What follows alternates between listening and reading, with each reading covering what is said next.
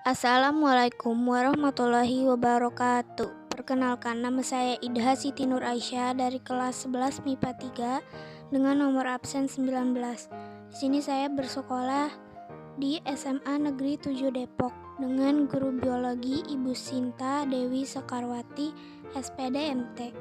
Sini saya mau menjelaskan tentang praktikum organ bunga sempurna pada tumbuhan kembang sepatu. Pengertian bunga. Bunga merupakan organ reproduksi seksual atau generatif pada tumbuhan berbiji yang berasal dari modifikasi tunas, batang, dan daun. Bunga yang lengkap memiliki bagian-bagian berupa dasar bunga, perhiasan bunga, kelopak dan mahkota, benang sari, dan putik. Pada umumnya, bunga memiliki beberapa sifat, antara lain adalah mempunyai warna yang menarik, berbau harum, bentuknya bermacam-macam, dan mengandung madu. Bunga merupakan alat perkembangbiakan generatif yang menjadi tempat bersatunya gamet jantan dan gamet betina untuk menghasilkan biji. Bunga sebagai organ seksual, tumbuhan memiliki alat kelamin jantan berupa benang sari dan alat kelamin betina berupa putik dengan bakal buah. Bagian-bagian bunga. Bagian-bagian bunga dapat dibedakan menjadi bagian steril dan bagian fertil. Bagian steril terdiri atas tangkai bunga, dasar bunga, kelopak bunga, dan mahkota bunga. Sementara bagian fertil terdiri atas benang sari dan putik.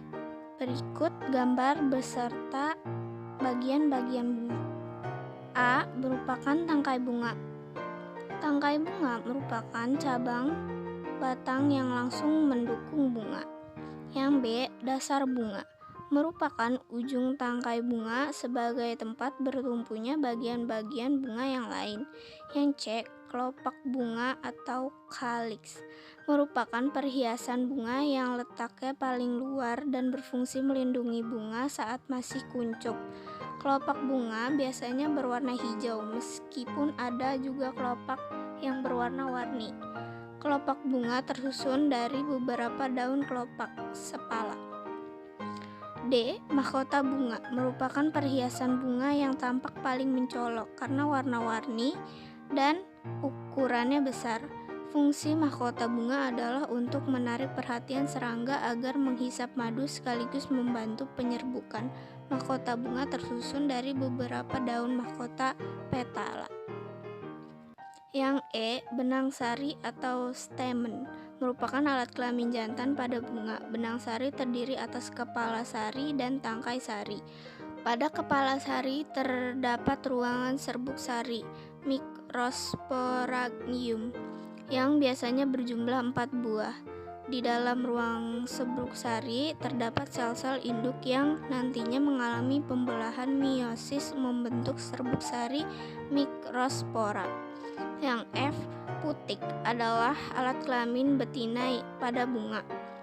Putik adalah alat kelamin betina pada bunga. Putik terletak di pusat bunga dan tersusun dari satu atau lebih daun buah kerpala. Putik terdiri atas kepala putik, tangkai putik, dan bakal buah. Kepala putik berfungsi sebagai tempat melekatnya serbuk sari yang jatuh pada bunga.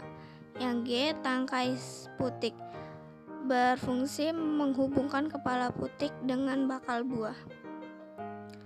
Hampir seluruh bagian bunga disusun oleh jaringan parenkim. Sel-sel parenkim penyusun bunga disebut parenkim mesofil.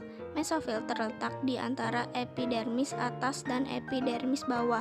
Struktur anatomi bunga terdiri atas daun kelopak dan mahkota, benang sari, dan putik. Struktur anatomi bunga. Yang pertama, daun kelopak. Daun kelopak umumnya mempunyai struktur yang sederhana. Bagian luar epidermis daun kelopak dilapisi kutin, stomata, dan trikomata, seperti struktur pada daun. Sel-sel daun kelopak ini juga mengandung klorofil. Daun mahkota. Daun mahkota mempunyai satu atau dua banyak berkas pengangkut yang kecil-kecil. Daun mahkota mempunyai epidermis berbentuk khusus, yaitu berupa tonjolan yang disebut papila dan dilapisi kutikula. 3. Benang sari. Benang sari terdiri atas tangkai sari dan kepala sari. Tangkai sari dibentuk oleh jaringan dasar yaitu sel-sel parenkimatis yang mempunyai vakuola dan tersusun rapat tanpa ruang antar sel. Pada epidermis tangkai sari terdapat kutikula, trikomata atau mungkin juga stomata. 4. Putik. Kepala putik dan tangkai putik mempunyai struktur khusus dan bersifat fisiologi yang dapat membentuk butiran serbuk sari berkecambah pada stigma. Selain itu, sifat ini juga membantu pembuluh serbuk sari dapat menembus ovulum. Sekian presentasi dari saya, kurang lebihnya mohon maaf. Wassalamualaikum warahmatullahi wabarakatuh.